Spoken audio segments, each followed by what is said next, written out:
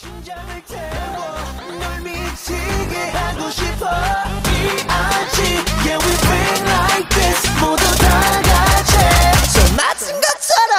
bang bang,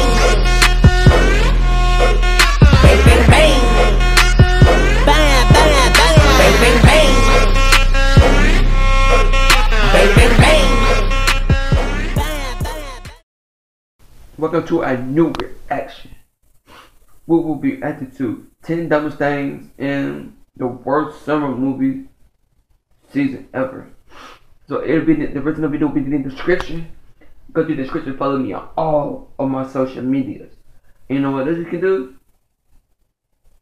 Like, subscribe, hit the bell to notify when I go live or make new videos. Comment for more videos. And let's get right into this.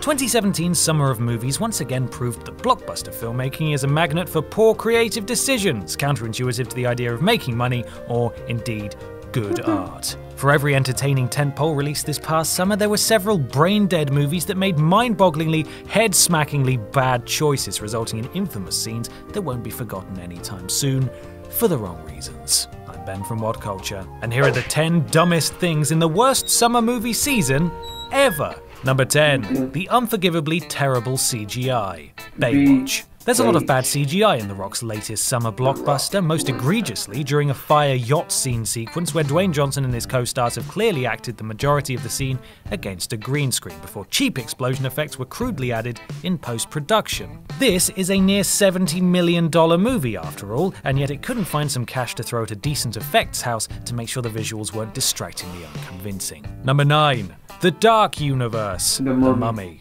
Because telling a single standalone story isn't cool anymore, the new Mummy movie spent an unnerving amount of its runtime trying to sell Universal's prospective Dark Universe to audiences. Universal very clearly put the cart before the horse here, bringing in Russell Crowe to effectively advertise the potential franchise with a flashing neon sign before the first entry in the series had even been proven a success. And surprise, surprise, the film was critically panned and underperformed at the box office. And that's what you get. Number 8. The entirety of the Emoji Movie. They made an entire film about the keyboard I uninstalled from my phone and somehow convinced Sir Patrick Stewart to dedicate his precious, precious time to it. It can f*** right off into the sea. Number 7. Casting Dane DeHaan as an action hero. Valerian and the City of a Thousand Planets. Dane DeHaan is a natural at playing oddballs, nerds, and general creepy weirdos, but dashing action heroes?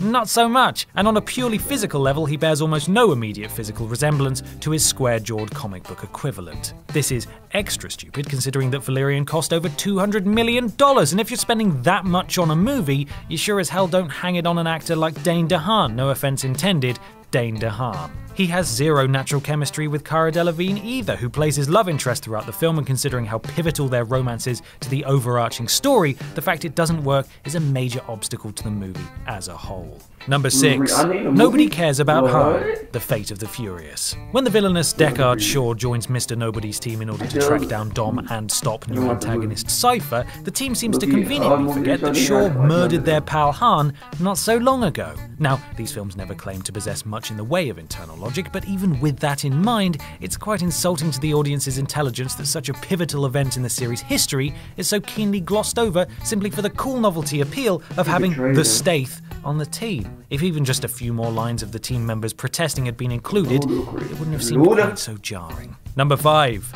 Karina is Barbossa's daughter. Pirates of the Caribbean, Dead Men Tell No Tales. In the film's second half, Captain Barbossa finds out that the feisty new female lead, Karina Smith, is his daughter for some reason, and it's totally unnecessary. What seems more desperate in a movie franchise than randomly throwing in a familial link for some cheap drama and emotion?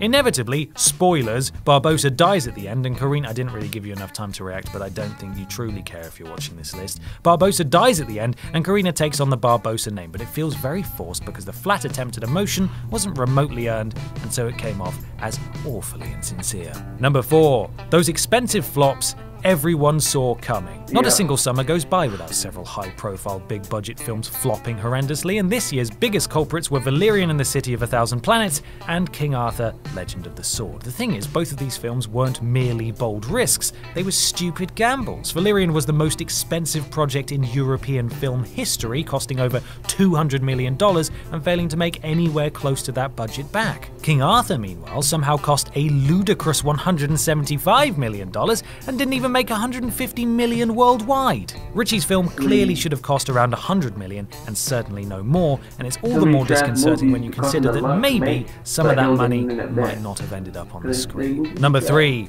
Elizabeth Shaw dies off screen.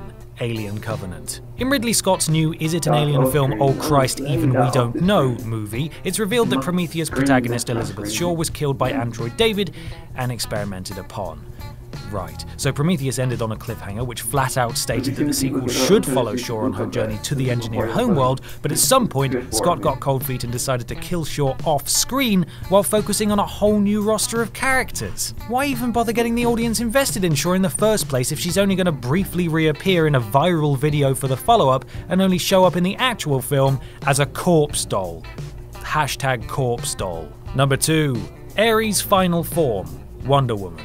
Wonder Woman concludes with Diana realizing that General Ludendorff isn't Ares, just as peacekeeper Sir Patrick Morgan arrives to reveal that he has in fact been the god of war all along, leading to an epic final battle between the two. Wonder Woman did so well for so much of its runtime that it was a real shame it went down a more conventional CGI-infused superhero showdown in the final stretch. I mean, it didn't help that Ares' final form still had David Thewlis's face visible underneath the armor, like some kind of daft tinfoil-clad mustache model, and it all just looked a bit silly. Number 1. A Transformer killed Hitler. Transformers: The Last Night. When Anthony Hopkins historian Edmund Burton is dumping a heap of exposition on Marky Mark and his funky bunch, he not so subtly implies that a Transformer disguised as a clock assassinated Hitler. Yeah, while previous Transformers films have engaged with real-world history in relatively not terrible fashion, this was just a little on the nose, really. Nobody's expecting a Michael Bay movie that features Nazis to be tasteful or make a modicum of sense, but having Hitler be bumped off by a tiny little clock transformer is stupid as f***.